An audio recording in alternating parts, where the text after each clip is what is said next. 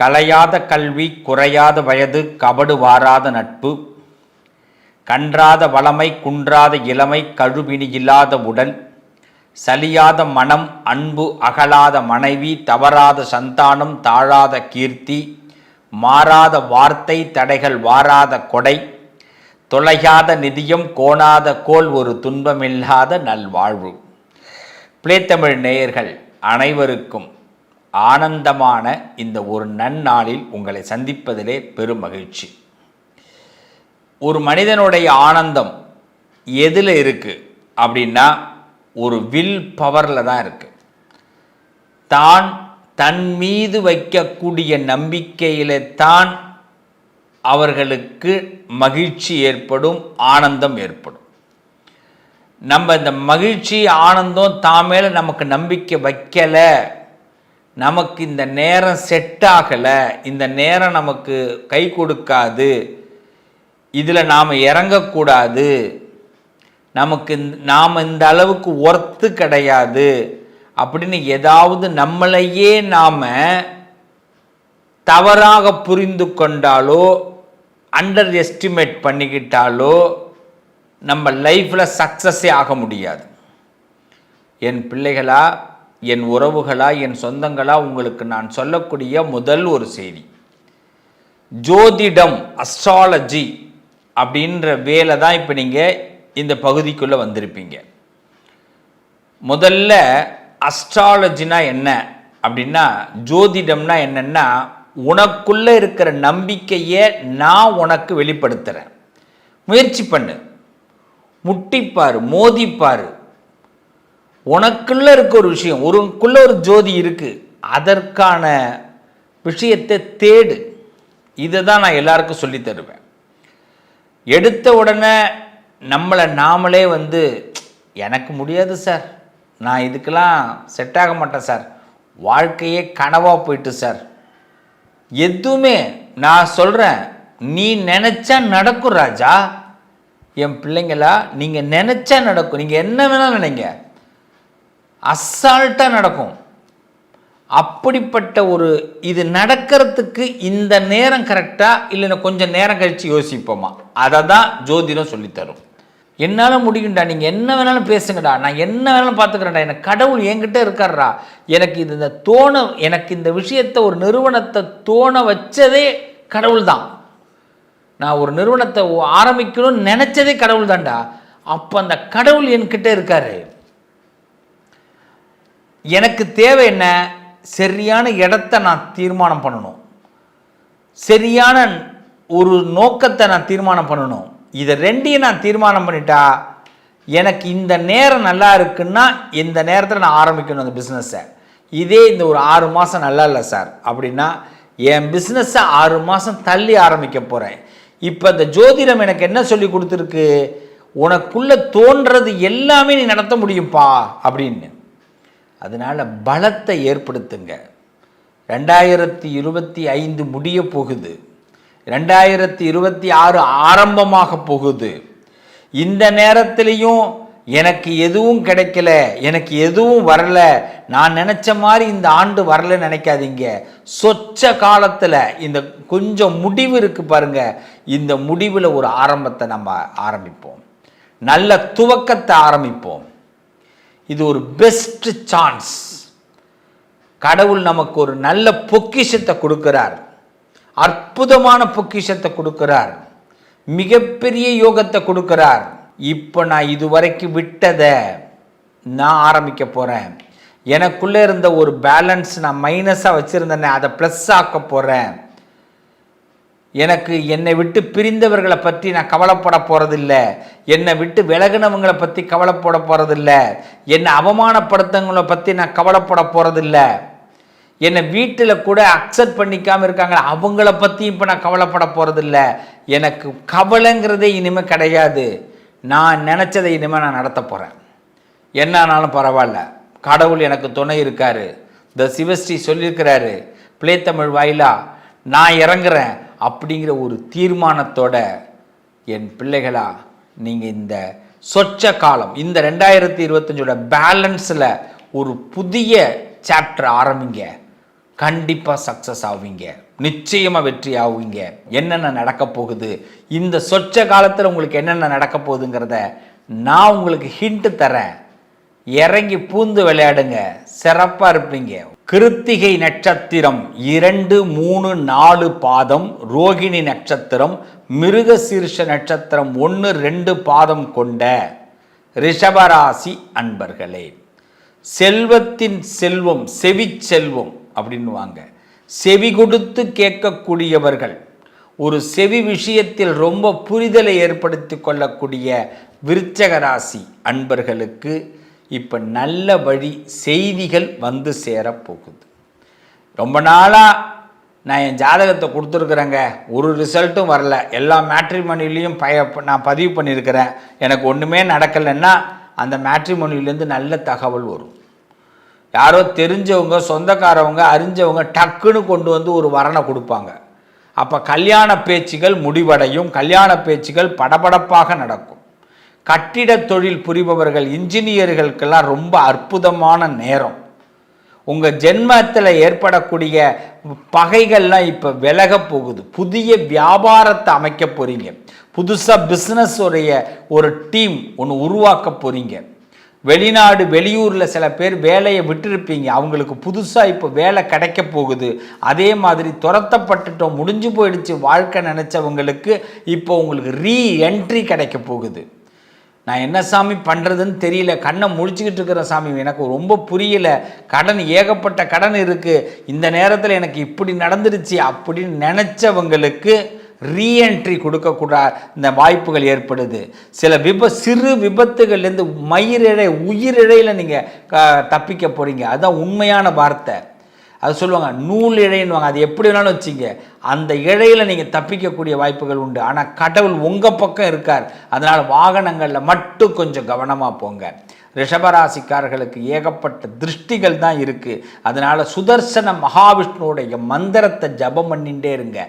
சுதர்சனாய வித்மகே மகா ஜுவாலாய தீமகி தன்னோ சக்கர பிரஜோதயாத், இந்த மந்திரத்தை சொல்லிகிட்டே இருங்க. உஷாராக இருங்க, அவ்வளவுதான். யார் கிட்ட வந்தாலும் இவன் என்னமோ நம்மள்கிட்ட கேட்க வந்திருக்கிறோம், நம்ம என்னமோ இவன்கிட்ட நம்ம விட்டுறக்கூடாது வார்த்தையை அப்படிங்கிறதுல உஷாராக இருங்க. அவசரப்பட்டு ஒரு முடிவெடுக்காதீங்க ரிஷபராசிக்காரர்களே இந்த நேரத்தில். அதே மாதிரி புதிய முயற்சிகள் வெற்றி பெற போகுது, கூட்டு வியாபாரங்கள் சக்ஸஸ் ஆக போகுது. சில பேர் விட்டுட்டு போனவங்க பிஸ்னஸ் எனக்கு செட் ஆகாதன்னு திருப்பி வருவான். பிஸ்னஸ் ரீதியாக நமக்கு நல்ல லாபங்கள் ஏற்படும். நம்மளை அவதூறாக பேசியவர்கள், அவச்சொற்கள் சொன்னவர்கள்லாம் உங்களை மாதிரி உண்டா, நானும் பல இடத்துல பார்த்தேன், எல்லா பையிலும் ரொம்ப ப்ராடாக இருக்கான், நீங்கள் தான் ரொம்ப பெஸ்ட்டு அப்படி நம்மளையே புகழ்ந்து பேசுவான். ஸோ இது ஒரு நல்ல நேரம். ரிஷபராசியை பொறுத்த வரைக்கும் வியாபாரத்தில் நல்ல முன்னேற்றங்கள் ஏற்படும், பழைய கடன்கள் அடைக்கப்படும், புதிய கடன் வாங்கிறதுக்கான எலிஜிபிள் இன்னும் அதிகமாகும். பழைய கடன் அடைச்சிட்டோம், அதுக்காக கடன் இல்லாமலாம் வாழ முடியாது, கடன் திருப்பி வாங்கினா தான் முன்னேற முடியும். அப்போ அதனால் கடன் கொடுக்கறதுக்கும் புதிய கடன் கொடுக்கறதுக்கு இன்னும் எலிஜிபிளாக கொடுக்கறதுக்கு சில பேங்க் உங்களுக்கு உத்தரவாதம் கொடுக்கும். அது மட்டும் இல்லைங்க, இந்த நேரத்தில் சில இடமாற்றங்கள் அவசியம் சந்திக்க வேண்டிய கட்டாயங்கள் ஏற்படும், சில இடமாற்றங்கள் நடக்கும். அப்போ என்ன ஆகும் அப்படின்னா, உங்கள் வீட்டிலையே இல்லை ஆஃபீஸில் இல்லை வீட்டுக்குள்ளே சில சேஞ்சஸை நீங்கள் ஏற்படுத்துவீங்க. கொஞ்சம் உடல் ஆரோக்கியத்தில் பார்த்தீங்கன்னா கடுமையாக பார்த்துக்குங்க. ஈஸியாக சில விஷயத்தை விட்டுறாதீங்க. சார் சின்ன ஜுரம் சார், சின்னதாக தலைவலி சார் அப்படி நினைக்கக்கூடாது. அதுக்கு என்ன மருத்துவமோ அதை சரியாக பண்ணிக்கணும். டாக்டர் எழுதி கொடுப்பார், 5 நாட்களுக்கு இந்த மருந்து சாப்பிட்டுட்டு நீங்கள் வந்து பாருங்கன்னு. அது 2 நாளில் தீர்வாயிடும், உடனே விட்டுருவோம். அப்படி விடக்கூடாது. மீதி இருக்கிற 3 நாளும் இந்த மாத்திரையை முடிச்சிடணும். பிறகு ஒரு தடவை போய் செக்கப் பண்ணணும். அப்போ டாக்டர் சொல்லுவார், நீங்கள் கிளியராக இருக்கீங்க, சூப்பராக இருங்க, கொஞ்சம் கேர்ஃபுல்லாக மட்டும் இருங்க அப்படின்னு சொல்லி அனுப்புவார். அதே நம்ம 2 நாளில் விட்டுட்டோம் அப்படின்னா திருப்பி 10 நாள் கழிச்சு திருப்பி ஆரம்பிக்கும். ஸோ ரிஷபராசிக்காரர்கள் உடல்நலத்தில் கொஞ்சம் கவனமாக இருக்க வேண்டும். சில பேருக்கு பார்த்தீங்கன்னா சில கருத்து வேறுபாடுகள் ஏற்படும் இந்த நேரத்தில். அதுவும் முக்கியமாக பார்த்தீங்கன்னா இரத்த உறவுகளுக்கு மத்தியில் சில கருத்து வேறுபாடுகள் ஏற்படும். கொஞ்சம் என்ன பேசுறதுன்னு தெரியாமல் நம்மளும் வாயை விட்டுடாதீங்க ரிஷபராசிக்காரர்களே. இந்த வாயை விட்டு தான் பிரச்சனைகளில் போய் மாட்டிப்போம். வழக்குகள் சில வழக்குகள் பார்த்தீங்கன்னா உங்களுக்கு சாதகமான தீர்ப்புகள் ஏற்படும். இன்னும் சொல்லப்போனால் சில பேர் ஒதுங்கி போயிடுவான். பெரிய பிரச்சனை வரும் நினச்சிட்டு இருப்பீங்க, அதெல்லாம் டக்குன்னு ஒதுங்கி போயிடும் இந்த ரிஷபராசிக்கு. சில நேரங்களில் பார்த்தீங்கன்னா செலவுகள் கொஞ்சம் கண்ணா பின்னான்னு போகும். கவலைப்படாதீங்க, சேர்த்து வச்சு என்ன பண்ண போகிறோன்னு மட்டும் மனசில் நினச்சிங்க. சேர்த்து வச்சவெல்லாம் எங்கேயோ ஒன்றும் இல்லாமல் போயிடுறான், நமக்கு செலவு வருது, நல்லது, கர்மா இல்லை, கர்மாவை கழிச்சிட்டோம் அப்படின்னு நினச்சிங்க ரிஷபராசிக்காரர்கள். இந்த காலகட்டத்தில் பார்த்தீங்கன்னா வியாபார ரீதியாக முன்னேற்றங்கள் ஏற்படும். முக்கியமாக கனரக விஷயங்கள், ஒரு வெயிட்டை தூக்கிறது, அது மாதிரி ரசாயனம் சம்மந்தப்பட்ட விஷயங்களை ஹேண்டில் பண்ணுறது, கெமிக்கல், இதிலெல்லாம் கொஞ்சம் எச்சரிக்கையாக இருங்க. ஏன்னா இந்த கையிலெல்லாம் பார்த்தீங்கன்னா சில பேருக்கு இந்த கெமிக்கல்னால ப்ராப்ளங்கள் ஏற்படும். ஒரு சோப்பு பயன்படுத்துகிறதா இருந்தால் கூட ஒவ்வாமைன்னு சொல்லுவாங்க, ஒத்து வராத விஷயத்தை பயன்படுத்தாதீங்க. வெயிட்டான பொருட்களை, முடியாத விஷயத்தை நம்ம இப்போ இந்த நேரத்தில் வேணாம், அவாய்ட் பண்ணிக்கோங்க. ஒரு 2 பேரை கூப்பிடுங்க, ஒரு கட்டில் தூக்கணும் அப்படின்னா உடனே நம்மளே பிடிச்சி ட்ரையெல்லாம் பண்ணிட்டு உட்காந்துருக்காதீங்க. ஒரு ஆள் கூப்பிடுங்கப்பா, 2 அந்த கட்டில் தூக்கி சேர்த்து அந்த பக்கம் போடுப்பா அப்படின்னுங்க. அவன் கட்டில் தூக்கி போட்டுருவான், நமக்கு முதுகு பிடிச்சிக்காது, ரொம்ப சிறப்பாக இருப்போம். நம்ம ஒரு காரை தள்ளி விடணும் அப்படின்னா இன்னும் 2 பேரை கூப்பிட்டு சேர்த்த காரை தள்ளி விடுப்பா அப்படின்னா காரை தள்ளி விட போகிறான். நம்ம வந்து ஸ்டார்ட் பண்ண போகிறோம், அதை விட்டுட்டு நம்மளே எல்லாம் பண்ணுவோம் அப்படின்னு நினச்சிங்கன்னா அங்கே தான் ரிஸ்க் எடுக்கும். பார்த்து இருங்க.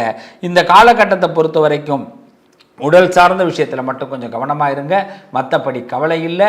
ரிஷபராசிக்காரர்கள் இன்னும் அழகாக முன்னேறுவதற்கு பைரவரை வழிபாடு பண்ணுங்க. இந்த நேரத்தில் கால பைரவர்னு சொல்லுவாங்க, அந்த கால பைரவரை வழிபாடு பண்ணுங்க. அதுவும் செவ்வாய்க்கிழமையில் பைரவரை வழிபாடு பண்ணுங்க. ஒவ்வொரு செவ்வாய்க்கிழமையும் இந்த 2025 முடிகிற வரைக்கும் பைரவர் கோயிலுக்கு போயிடுங்க. பைரவரை ஒரு பிரார்த்தனை பண்ணுங்க. பைரவா, உன்னை நம்பி வந்துட்ட, காலத்தில் கொஞ்சம் அப்படி இப்படி கரெக்டு சொல்லுவாங்களே, மேடும் பள்ளமாக இருக்குது, இதை நீ சரி பண்ணி கொடுத்துரு, இது என்னுடைய வளர்ச்சிக்கான நேரம், இந்த நேரத்துலையும் நான் மிஸ் ஆகிடக்கூடாது, நீ தான் என்னை பார்த்துக்கணுன்னு பைரவரை வணங்குங்க. நிச்சயமாக உங்களுக்கு பைரவர் காலத்தை உணர்த்துவார். நீ இந்த பக்கம் போகாத, நீ இந்த பக்கம் செய்யாத, இதில் நீ கரெக்டாக இரு அப்படின்னு யாரோ உங்களை பின்னாடி இந்த தட்டுற மாதிரி சொல்லுவார். அதுபடி மட்டும் நடந்து பாருங்க என் பிள்ளைத்தமிழ் நேயர்களே. நிச்சயமாக என் உறவுகளுக்கு தோல்வி கிடையாது, தொந்தரவுகள் கிடையாது, மனசில் பிரச்சனை வராது, உடம்புல பிரச்சனை வராது, எல்லா விஷயத்துலையும் சக்ஸஸ் ஆவீங்க. உணவு விஷயத்தை பொறுத்த வரைக்கும் சில விஷயம் வேண்டான்னு மனசில் பட்டுதுன்னா உடனே அதை வேண்டான்னு முடிவு பண்ணிவிடுங்க. அதை அவசியமாக கட்டாயமாக இன்னும் ஒரு இட்லி தானே உள்ளே தள்ளி விடுவோம், ஒரு பரோட்டா தானே உள்ளே தள்ளி விடுவோம், அந்த கதைக்கே வேண்டாம். வேண்டான்னு மனசில் எது பட்டாலும் அதை நீக்கிடுங்க. இதுதான் ரிஷபத்திற்கு நல்ல நேரம். இந்த ரிஷபராசிக்காரர்கள் இந்த நேரத்தில் சில முக்கிய முடிவுகள் எடுக்க போகிறீங்க, உங்களை கட்டுப்படுத்திக்க போகிறீங்க. நான் இனிமேல் இப்படி இருக்க போகிறேன், எனக்குள்ளே நான் இப்படி சில ஃபார்முலாவை நான் பயன்படுத்த போகிறேன், என் குடும்பத்தில் நான் இப்படி நடந்துக்க போகிறேன் அப்படின்னு சில முடிவுகள் எடுக்க போகிறீங்க. அதனால உங்களுக்கு நல்லது நடக்க போகுது. ஆக ரிஷபராசிக்காரர்கள் பைரவரை பிடிச்சிக்கிங்க. இந்த காலகட்டம் பைரவர் உங்களுக்கு மிகப்பெரிய மாற்றத்தை கண்டிப்பாக கொடுப்பார்.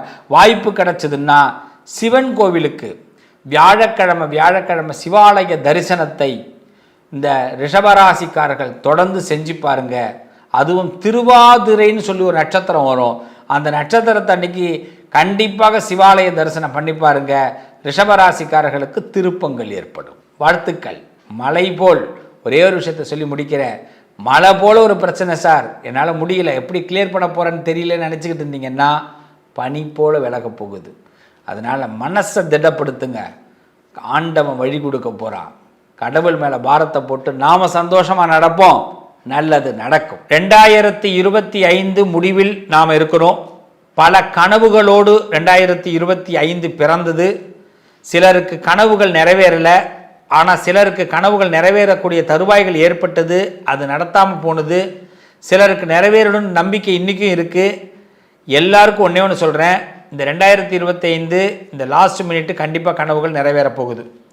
அதற்கு என்னென்னா, ரொம்ப பெரிய அளவில் ஃப்ரேம் போடாமல், பெரிய அளவில் பிளான் போடாமல், மிகப்பெரிய நம்பிக்கை வைக்காமல், அன்னன்னைக்கு அன்றாடம் இன்னைக்கு இதை நான் சிறப்பாக செய்யணும் அப்படின்னு நீங்கள் முடிவெடுங்க. இன்று இந்த விஷயத்தை சிறப்பாக செய்யணும் அப்படி முடிவெடுங்க. இந்த 2025 முடிவில் நீங்கள் சக்ஸஸ்ங்கிற வார்த்தையை எனக்கு நீங்கள் சொல்லுவீங்க.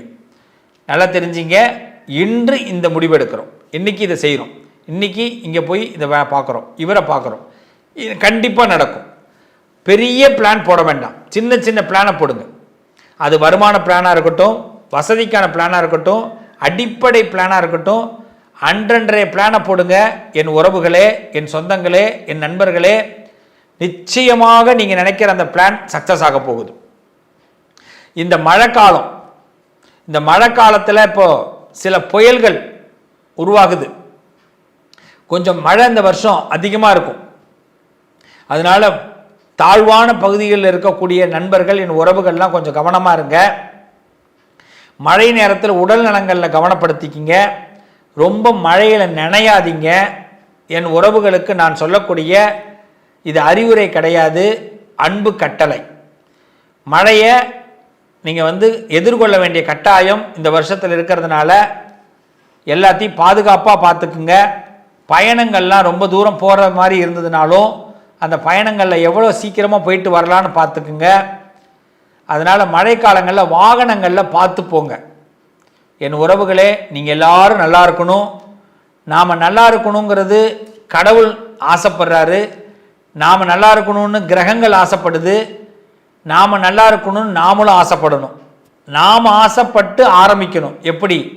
எனக்கு இது இப்போ வேண்டாம், இதை செய்யக்கூடாது அப்படின்னு என் மனசு தோணுதுன்னா அதை அப்பயே நிப்பாட்டுங்க. மழை தூருது, மழை பெய்யுது, 40 தான் போகணுன்னா 40 தான் போகணும். அந்த ஸ்பீடெல்லாம் இப்போ வச்சுக்கக்கூடாது. மழை காலத்தில் ஸ்பீடாக போகிறவங்க வேண்டாம். புரியுதா நான் சொல்கிறது? அதுமாரி குடை இல்லாமல் போகிறேன், ரெயின் கோட் இல்லாமல் போகிறேன், 10 நிமிஷத்தில் வந்துடுறேன், இந்த கதையே வேண்டாம். ஒரு நாள் தள்ளி வேணாலும் போகட்டும், அரை பொழுது வேணாலும் போகட்டும், ஆனால் தள்ளி போட்டு வேலைகளை பாருங்கள், நல்லா இருப்பீங்க. என் உறவுகளே, மீண்டும் நான் சொல்கிறேன், எச்சரிக்கையோடு இந்த நாட்களை சந்திப்போம். அது கண்டிப்பாக நமக்கு சந்தோஷத்தை கொடுக்கும். நமக்குள்ள எந்த இழப்புகளும் வராது. ரொம்ப சந்தோஷத்தை வரப்போகிறோம். நம்ம எல்லாம் சிறுக சிறுக சேர்க்க போகிறோம். புண்ணியத்தையும் சிறுக சேர்க்குறோம், பணத்தையும் சிறுக சேர்க்க போகிறோம். நம்ம வாழ்க்கையில் நமங்களுடைய இன்பத்தையும் சிறுக சேர்க்க போகிறோம். பெருக வாழ போகிறோம். நல்லது நடக்கும். All the best. 2025 எண்டு கண்டிப்பாக நல்ல துவக்கமாக இருக்கும். 2026 மிகப்பெரிய அற்புதத்தை கொடுக்க போகுது. வாழ்த்துக்களோடு உங்களை வணங்கி விடைபெறுகிறேன். நன்றி, வணக்கம். நல்லதே நடக்கும். மீண்டும் உங்களை சந்திக்கிறேன்.